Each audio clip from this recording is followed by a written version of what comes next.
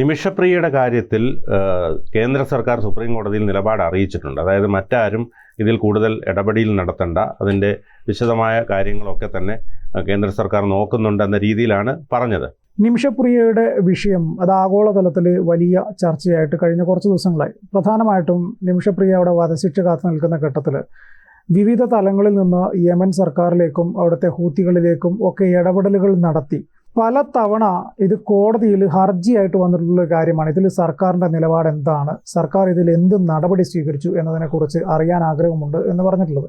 നിമിഷപ്രിയയുടെ കുടുംബം തന്നെ സുപ്രീം കോടതിയിൽ ഈ വിഷയം ഉന്നയിച്ചിട്ടുള്ളൊരു കാര്യമാണ്. അതായത് എന്താണ് സുപ്രീം കോടതിയിൽ ഈ സർക്കാർ എടുത്ത നിലപാട് എന്തെങ്കിലും അറിയിച്ചിട്ടുണ്ടോ ഈ വിഷയത്തിൽ എന്ന് പലതവണ ചോദിച്ചിട്ടുണ്ട്. അപ്പം ഏറ്റവും ഒടുവിലായിട്ട് സുപ്രീം കോടതി തന്നെ കേന്ദ്ര സർക്കാരിനോട് നിങ്ങൾ ഇതുവരെ ചെയ്ത കാര്യങ്ങൾ എന്താണ്, അതൊന്ന് വിശദമായിട്ട് റിപ്പോർട്ടായിട്ട് തരൂ, എന്നിട്ട് എന്താണ് തുടർ നടപടികൾ ഇനി നിങ്ങൾ എടുക്കാൻ പോകുന്നത് അതും കൂടി ഒന്ന് പറയൂ എന്ന് പറഞ്ഞിട്ട് സുപ്രീം കോടതി കേന്ദ്ര സർക്കാരിനോട് ആവശ്യപ്പെട്ടിട്ടുണ്ടായിരുന്നു. അതിൽ അറ്റോർണി ജനറൽ ആയിട്ടുള്ള ആർ വെങ്കട്ടരമണി കഴിഞ്ഞ ദിവസം സുപ്രീം കോടതിയിൽ ഒരു റിപ്പോർട്ട് കൊടുത്തു. അതായത് നിമിഷപ്രിയയുടെ മോചനവുമായി ബന്ധപ്പെട്ട് സർക്കാരിന് ചെയ്യാൻ പറ്റുന്ന കാര്യങ്ങളെല്ലാം സർക്കാർ ചെയ്യുന്നുണ്ട്, പക്ഷെ ചില പരിമിതികളുണ്ട്.